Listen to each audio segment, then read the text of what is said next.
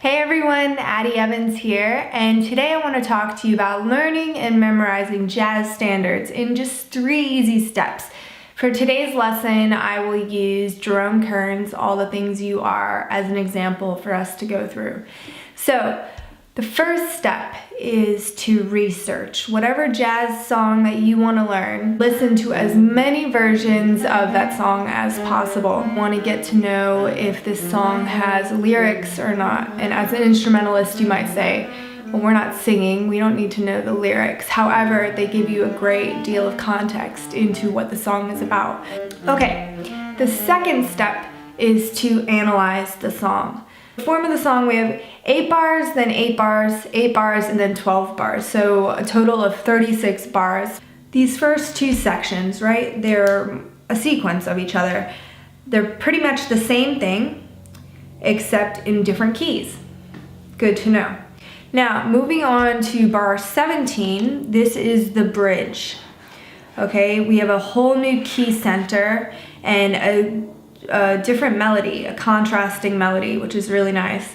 And this lasts for 8 bars. Now, bar 25, this is the last section of the song. And if you look at bar 25 and the very first bar of the song, F minor 7, B flat minor 7, E flat 7, it looks a lot the same, right?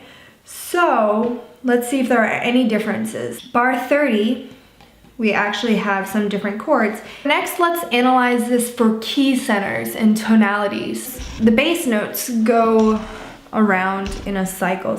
F minor 7, B flat minor 7, E flat 7, A flat major 7, D flat major 7. Now when we get here to this D flat major 7, I just like to think of going a half step up from D flat major 7. D flat major 7, D minor 7, G7, C major 7, right? So that kind of resolves our first section. Now, let's take a look from that C major 7 to the C minor 7. This is the beginning of the second section. All we have to do is make it minor, right? So that's something easy to remember. So we have C minor 7, F minor 7, B flat 7, E flat 7, A flat 7. Now it's the same thing as the first section. Up a half step to A minor 7, flat 5, because look at the melody. It has a flat 5 in it. It has an E flat in it, right? So then A minor 7, flat 5 to D7 to G major 7. So really it's the same thing as the first section, but in a different key. Cool. Now, we go to the bridge. We just landed on G major 7. We're gonna do a 2-5 to G major 7 again, just to start. So, easy enough. From that G major 7, let's go down a half step. F sharp minor 7, B7 to E major 7. Now, we need to get back to F minor 7 somehow. And what better way to set that up than with a 5 chord? So that's why we have that C augmented 7 chord. We're at the F minor 7 and we're repeating really the same few bars as the A section. And then we get to a different spot here. D flat major 7. And now we make that D flat minor 7. We go down basically. It's going down in half steps. So D flat minor 7, C minor 7, B diminished to B flat minor 7, E flat 7, and A flat major 7. And then a minor 2-5 to return back to F minor at the top of the form.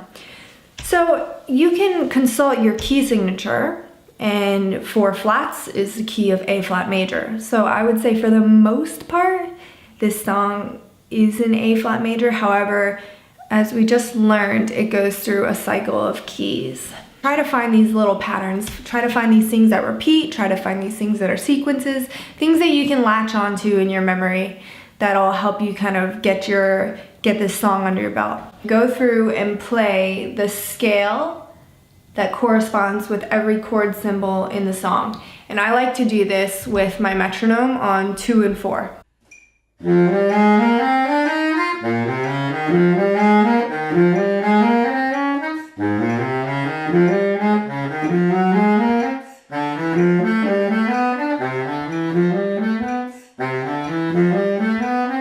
Now when we get to the D minor 7 to the G7, because we're fitting 2 chords in 1 measure, I just simply like to do 1, 2, 3, 5, 1, 2, 3, 5. Now G7, And now you can go back to your major scale. So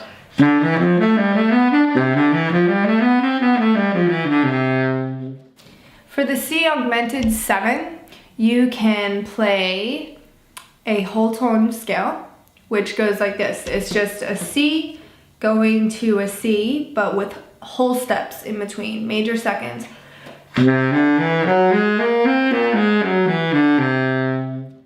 Okay. Fast forward to the last section, you have the B with the little circle and the 7. So for this, you can play a half whole diminished scale.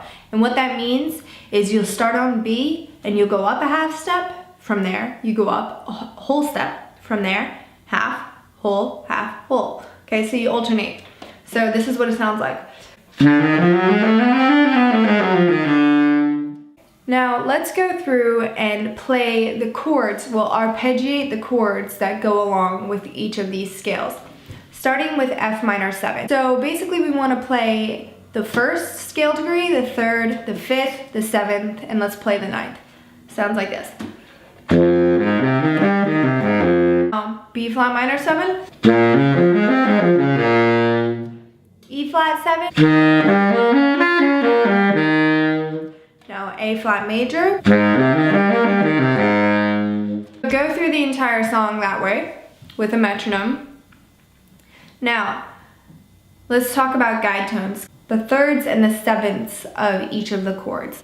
If you noticed, when we were changing between minor chord and dominant 7 chord and major chord, the things that were really changing were the thirds or the 7ths. Whereas the first of the chord and the 5th of the chord really anchor it down in its tonality. The thirds and the 7ths tell us all about the quality of the chord. Play the root and then the 3rd and then the 7th. And now B flat minor 7, you play the root and then the 7th and the 3rd. So you have this action. The thing is the thirds and the 7ths, they exchange, right? They lead into each other.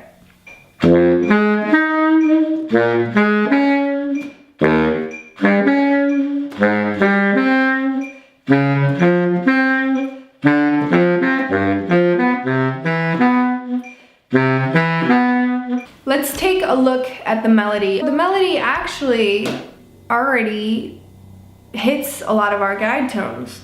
It has a third in it, right? It's going from, in the F minor 7, you have the third. Now B flat minor 7, you have the third. Third in the E flat 7, right? And then we resolve to the third in A flat major 7. The bridge is a really fantastic example of guide tones. So you have, which is the third of the chord, which is the 7th of the dominant chord resolving to the 3rd of the major chord sequence, right? And that's the 3rd of the chord.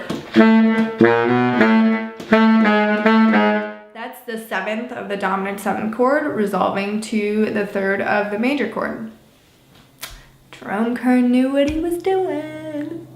That's cool. In all of this, you can consult a real book, a fake book, whatever, a lead sheet, if you like.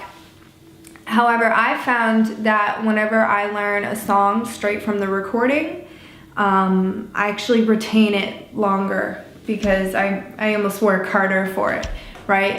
I'll listen to the recording and I'll sing the bass notes and I'll try to figure out chord qualities. The thing about fake books or real books, whatever you call them, is a lot of them are incorrect. There's a lot of discrepancies in chord changes and in melody, so take things with a grain of salt and always consult a recording when you're not sure, and it's best to go to the source. To learn this melody and remember where the melody is with the chords, I'll go through and play the bass notes and the melody at the same time.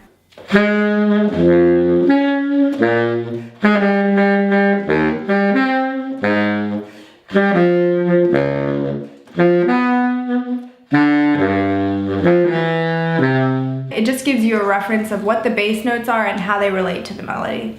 To recap, first, figure out whatever the song is, research it, listen to it, analyze the song, find patterns, Learn the scales to the chords and the chord structures, and then learn the guide tones. And now you have all of the tools that you need to start improvising over the song. When navigating your way through harmony for the first time on a song, I always recommend starting out simply and really connecting these guide tones, see how they work. Don't forget to check out the link below, and I wish you the best of luck in your jazz song learning endeavors. Write me a comment, let me know what songs you're working on, let me know what troubles you run into, what you think is really cool, or if there's anything that you would like to hear in future posts, write me, let me know. And also subscribe and share with your friends who are also learning jazz standards, and have a musical day. See you later.